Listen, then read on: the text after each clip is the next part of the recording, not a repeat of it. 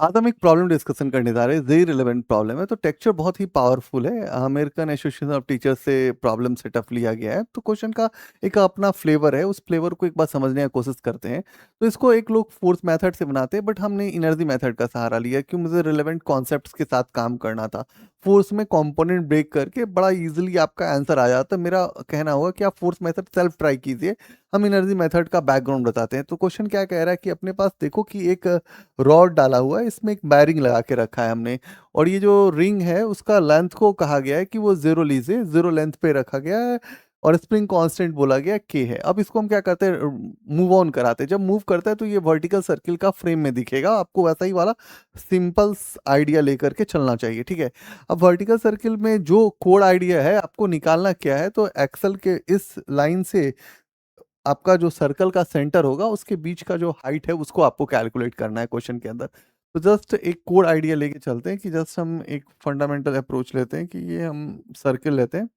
हम बोलते हैं कि ये हमारा वो एक्सल का लाइन है, एक्सल, और ये हमारा सर्किल का सेंटर है। इसके बीच का जो दूरी है वो गिवन है कि h है, और मान लेते हैं कि ये दूरी जो है ये हमारा क्या है, x1 है, और यहाँ से यहाँ तक की दूरी को हम मान लेते हैं कि क्या है, हमारा x2 है। तो हम यहाँ पे जस्ट आइडिया लगाएंगे, x1 इक्वल टू क्या हो जाएगा, तो r प्लस एच हो जाएगा, और x2 इक्वल टू क्या हो जाएगा, r माइनस एच हो जाएगा। तो यदि हम x1 माइनस x2 करेंगे तो ये हो जाएगा r plus H minus r plus H. तो ये कट गया, तो x1 minus x2 equal to क्या हो जाएगा, 2h हो जाएगा, ठीक है। इतना आइडिया तो अपने को सेटअप कर गया। दूसरा बात है कि स्प्रिंग जब मूव करेगा तो दो चीज़ें, दो पॉइंट्स हो सकते हैं। हम एक यहाँ वाला पॉइंट पे स्टडी कर सकते हैं, और एक ये पॉइंट स्टडी कर सकते हैं, टॉप एंड बॉटम पे लेते हैं। जब हम इस पॉइंट पे लेते हैं, फर्स्ट वाले पॉइंट पे, तो आपको पता है कि जो फोर्स ऑफ ग्रेविटी होगा वो कहाँ लगेगा, नीचे की तरफ लगेगा, एंड द स्प्रिंग फोर्स लगेगा ऊपर की तरफ, ठीक है। और ये रेडियस आर है जी, ठीक है। यहाँ पे जब आप आते हैं तो आपको दो चीज तो समझ में आ जाएगा कि फोर्स स्प्रिंग और फोर्स ऑफ ग्रेविटी जो होगा वो सेम डायरेक्शन में लगेगा। इतना कोड आइडिया ले सकते हैं, ठीक है। अब यदि आप फोर्स कंडीशंस लिखते हैं, आप फोर्स के हिसाब से कंडीशन लिखना चाहते हैं, तो आप जनरली क्या लिख सकते हैं यहाँ पे। इसके लिए यदि आप लिखेंगे तो आप ये लिख सकते हैं कि जो आपका है एफ, स्प्रिंग ही कर रहे हैं, इसको स्प्रिंग लिख रहे हैं, force of spring minus force of gravity equal to क्या लिखोगे, एम वी स्क्वायर, और यहाँ पे वेलोसिटी अलग रहेगा तो M V square by R. और इसके लिए लिखोगे तो F S plus F G equal to क्या हो जाएगा, M V two square by R हो जाएगा। क्योंकि हर पॉइंट पे आपकी वेलोसिटीज डिफरेंट होगी तो उसको आप मेजर आउट कर सकते हैं, ठीक है। अब यहाँ से दो चीजें तो चल गया, अब आपका रहा कि दो कंडीशन आ गया। तो दो कंडीशन आया तो उस कंडीशंस में देखिएगा कि अब आप फोर्स ऑफ स्प्रिंग का लिखोगे तो के x1 माइनस ग्रेविटी है तो एम जी इक्वल टू क्या हो जाएगा, M V one square by R हो जाएगा। और यहाँ हो जाएगा के x2 plus M G equal to क्या हो जाएगा, M V two square by R हो जाएगा। अब इसमें कोई एक्सटर्नल फोर्सेस नहीं लग रहा है, तो आप बोल सकते हैं कि एनर्जी E1 जो होगा वो E2 के बराबर हो जाएगा, तो E1 इक्वल टू E2 हो जाएगा। अब एनर्जी की बात करोगे तो पहली वाली में जब आप बॉटम पे थे तो पोटेंशियल एनर्जी नहीं यूज करोगे, तो आप यूज करोगे 1/2 m v1 square plus 1/2 k x1 square equal to, energy 2 पे बात करते हैं तो 1/2 m v2 square plus 1/2 k x2 square. अब वहां से पूरा हाइट आप जब लेते हो, यहाँ से जब पूरा हाइट लोगे तो ये सेंटर और ये सेंटर दोनों को मिला करके ये टोटल होगा डिस्टेंस, वो कितना हो जाएगा, 2r हो जाएगा। तो प्लस क्या कर लोगे, 2mgr कर लोगे, ये पोटेंशियल एनर्जी हो गया। अब ध्यान देना है कि यहाँ से तो V1 और V2 कैलकुलेट किया जा सकता है, हाँ जी किया जा सकता है। तो यहाँ से यदि हम V1 V2 कैलकुलेट करें तो क्या लिखेंगे, के x1 माइनस एम जी, और यहाँ हो जाएगा r बाई एम, और ये हो जाएगा V1 स्क्वायर। यहाँ हो जाएगा r बाई एम के x2 माइनस एम जी, और ये हो जाएगा V2 स्क्वायर। इतना तो काम कर सकते हैं, इजिली है, ठीक है ना जी। चलिए, अब आप करते क्या हैं, यहाँ पे यूज़ करते हैं 1/2m और v1, v1 की जगह क्या लिखेंगे? तो यहाँ लिखेंगे r/m और यहाँ लिखेंगे kx1 माइनस mg, ठीक है, plus 1/2 kx2 square, x sorry x1 है ऐसी, ठीक है, इक्वल टू 1/2m, v2 की जगह लिखेंगे r/m, उसके बाद kx2 माइनस mg प्लस 1/2 के x2 स्क्वायर प्लस 2mgr, ठीक है। यहाँ से इस m को कैंसिल कर लेंगे, यहाँ से इस m को कैंसिल कर लेंगे, 2 से मल्टीप्लाई कर दीजिए, तो ये भी काट लीजिए आप, ये भी काट लीजिए, ये भी काट लीजिए, ये भी काट लीजिए, और ये आपका हो जाएगा, इसको करेंगे मल्टीप्लाई तो इसको यहीं पे हम चेंज कर देते हैं, ठीक है। तो ये हो जाएगा आपका 4 हो जाएगा, ठीक है ना, 2 की जगह क्या हो जाएगा, मल्टीप्लाई हो गया तो इसको हम यहीं पे मिटा करके लिख दे रहे हैं, 4 mgr हो जाएगा, क्योंकि हमने 2 से मल्टीप्लाई किया है, तो इतना आइडिया लग जाएगा। पहले क्या था, तो पहले था 2 mgr, ठीक था ना, पहले क्या था 2 mgr था, अब हमने मल्टीप्लाई किया तो 4 mgr हो गया, तो ठीक है, चलो यहाँ से स्टेप थोड़ा बचाना चाह रहे थे।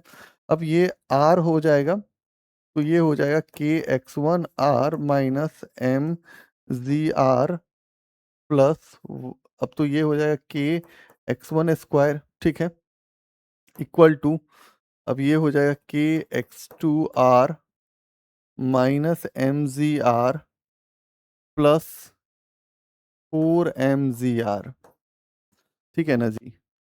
अब एक टर्म तो उधर लेके चले जाएंगे, तो ये mgr हो गया, ठीक है, यहाँ पे mgr है और वहाँ पे mgr, 6 mgr हो जाएगा, ठीक है ना। तो यहाँ पे कुछ गलत तो नहीं कर रहे हम लोग ने, जो जस्ट mgr है, ठीक है, तो यहाँ पे प्लस था ना, सॉरी, यहाँ पे प्लस था, ठीक है, ध्यान दीजिएगा, यहाँ पे प्लस था, ठीक है, ठीक है। अब इसको लेके जाएंगे तो लिखेंगे kx1r, और यहाँ से ले आइए माइनस kx2r, फिर हो जाएगा kx1 square minus kx2 square equal to, ये हो जाएगा 6 mgr, ठीक है। इतना काम कर लेंगे, फिर थोड़ा सा यार जरूरत पड़ेगा मेरे को यहाँ पे, तो हमारा क्या आया है, kx1r minus kx2r plus, plus है ये ना, प्लस क्या है, k1 x square minus k2 x square plus k1 x, क्या है, k1 x स्क्वायर, एक बार देख लेना, कुछ कुछ और भी तो नहीं है ना, सर्टेन, ठीक है, ठीक है, ठीक है, और यहाँ पे ठीक है, चलो, क्योंकि एक बार कैलकुलेशन तो चेक करना ही पड़ेगा जी, kx1 square minus kx2 square, kx1 square minus k2 x, k2 तो है नहीं है, स्प्रिंग ही है ना, तो k1 k2 कहाँ से आ गया, ओह शिट, यहाँ पे k1 k2 तो नहीं किए हैं, नहीं नहीं किए यार, यहाँ कर लेते हैं, ज़्यादा इजी रहेगा, लिखने में वो गलती हो सकता है मुझे लग रहा है, तो यहाँ पे कर लेते हैं, ये साइड वाला पार्ट में कर ले, ज़्यादा अच्छा रहेगा। तो यहाँ से हो जाएगा kx1r minus kx2r plus kx1 square minus kx2 square equal to 6 mgr, ठीक है।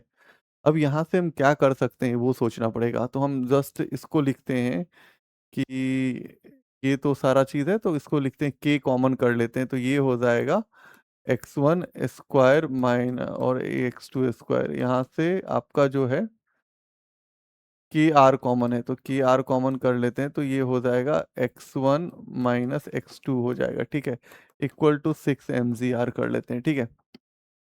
कैलकुलेशन थोड़ा सा माइन्यूटली देखना पड़ता है, तो आप यहाँ से k ले लेते हैं, तो यहाँ से लिख सकते हैं, क्या लिख सकते हैं, x1, और यहाँ से लिख सकते हैं x2, और यहाँ हो जाएगा x1 माइनस x2, इसको कर लीजिए, प्लस प्लस के आर और x1 माइनस x2। ठीक है, अब इस दोनों में कॉमन क्या है वो ध्यान दीजिए कि k कॉमन है, तो k कॉमन निकाल लीजिए। ठीक है, ध्यान से देखिएगा, k कॉमन हो जाएगा और x1 माइनस x2 कॉमन हो जाएगा। अब बच गया क्या? तो इधर बच गया क्या? x1 प्लस x2 प्लस क्या बच गया? r बच गया। और ये किसके बराबर है? 6 mgr के बराबर है। ठीक है, ठीक, चले। अब आपने ही क्या निकाला है? x1 माइनस x2, जस्ट आप देखिए यहाँ पे निकाले हैं, x1 माइनस x2 निकाले। x1 माइनस x2 क्या होता है? 2h हो रहा है, तो k इंटू क्या हो जाएगा? 2h हो जाएगा। x1 प्लस x2 कितना है? ध्यान से देखिएगा, x1 प्लस x2, तो ये x1 प्लस x2 जो है, यहाँ से x1 प्लस x2 निकालिएगा तो क्या हो जाएगा? 2r हो जाएगा। तो ये हो जाएगा 2r प्लस r, और ये हो जाएगा 6 mgr। ठीक है, अब यहाँ से देखिए तो ये हो जाएगा k इंटू 2h, और ये हो जाएगा ये हो जाएगा 3r into 3r equal to 6 mgr। r से r काट लीजिए, 3 से ये वाला 2 कट जाएगा। ठीक है ना जी? तो बचेगा क्या? तो बचा भाई k इंटू 2h। ठीक है, पूरा कट गया और यहाँ बच गया 2 mg।